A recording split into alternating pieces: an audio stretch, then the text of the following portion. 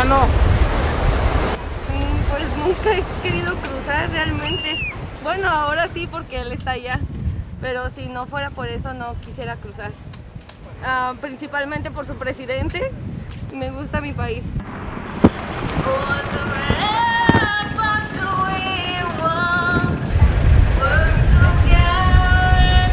Creo que esa tendencia del sueño americano ya no es igual que hace 20 años. Ahorita es más difícil, ¿no?, encontrar ese sueño, porque hablando económicamente o en cuestiones de trabajo, pues muchas veces está limitado y dan preferencia a la misma comunidad americana, ¿no? Pues cada vez es más difícil lograr una vida en Estados Unidos siendo una persona que no tiene documentos, ¿no? Independientemente si es Estados Unidos, si es México, pues somos una comunidad fronteriza y nosotros como activistas en general, pues es lo que estamos tratando de hacer, ¿no? Trabajar como una comunidad que está compartiendo un área y pues tratar de pues quitar esas limitantes entre países.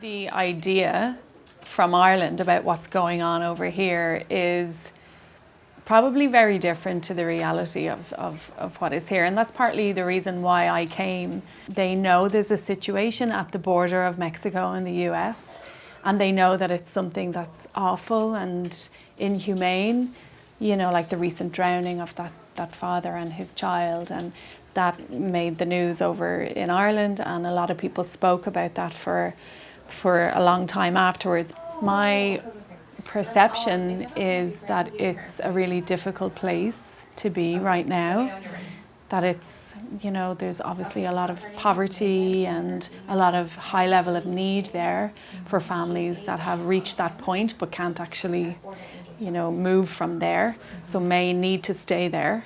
So from that perspective, I would love to contribute to Irish people really understanding it a little bit more, particularly children, because their perception is very different. They're coming from, you know, a white person's perspective where life is generally good, and they can't imagine that this could happen.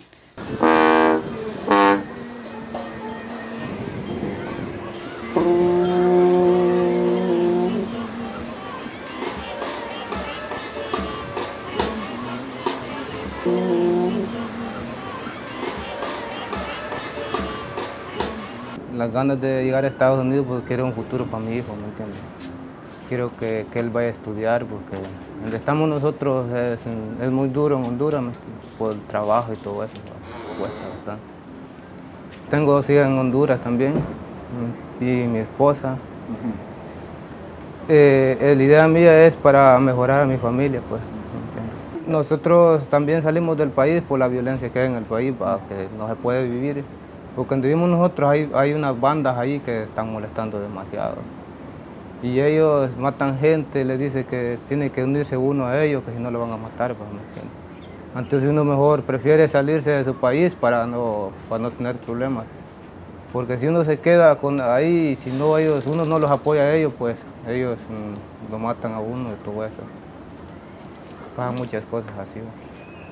Trabajo bastante en la construcción y si fuera a Estados Unidos, pues sí me gustaría también trabajar a lo mismo. Y también si hubiera una oportunidad de estudiar un poco, también me gustaría estudiar a mí.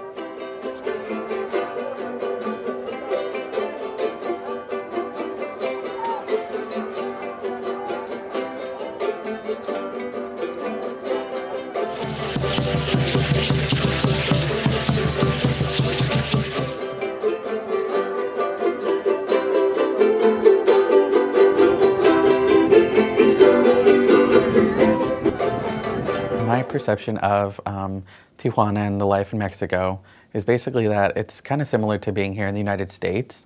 A lot of my friends have mentioned how modern it is in certain parts in TJ, but also at the same time how a lot of the roads are like dirt roads, driving is crazy and hectic.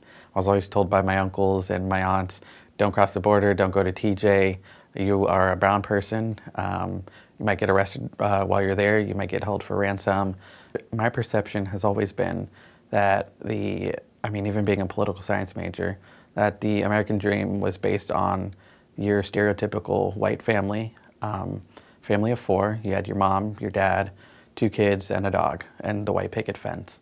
So for me, being a person of color, my American dream looks like, being a queer person of color, my American dream is me, my partner, who's a male, our kid, who's currently a daughter, and she's 4, and typically for us that looks like, still owning a home. Some of the concepts are still the same, maybe not a white picket fence, but no, it's, I guess similar concepts, just the roles are changed, and I guess it's more diverse. There is no, I guess, powers of structure involved. It's just living a happy life where all are welcome. That's why I said no white picket fence. Anybody can come in.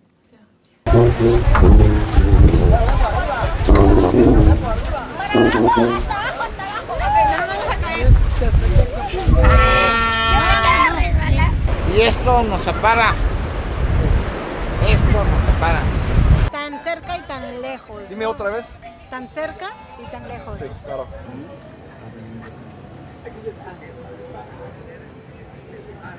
Estoy estudiando el 7º semestre de la Universidad de Guadalajara. El sueño americano, pues a mi punto de vista yo siento que mucha gente por la calidad de vida que tienen allá se les hace más fácil poder crear riqueza, se podría decir. Pero yo siento que tanto aquí como allá la persona que es trabajadora va a tener lo suyo, pues. Dice que cada quien trabajamos por lo que tenemos. Y el que no trabaja, estando allá o estando aquí, va a vivir en la ruina. Como he visto en algunas noticias, pues me imagino que es un poco más ordenada. La vida es, no sé, hay más control en cuanto a la ciudadanía contra el gobierno. All I remember is that I got here a day before my mom because we crossed through the port of entry through a vehicle, and my mother actually crossed through the desert, so it took her a whole day for her to cross.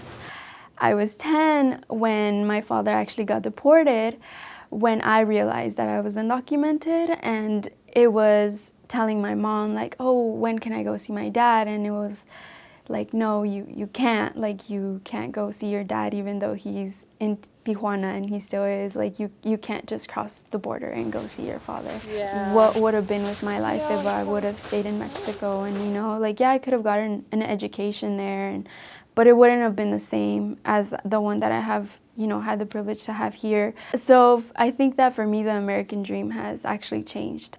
Yes, it's the land of opportunity, and yes, but there's a lot of setbacks when you're undocumented, and there's a lot of more setbacks when you're trying to pursue higher education and when you're trying to get a job.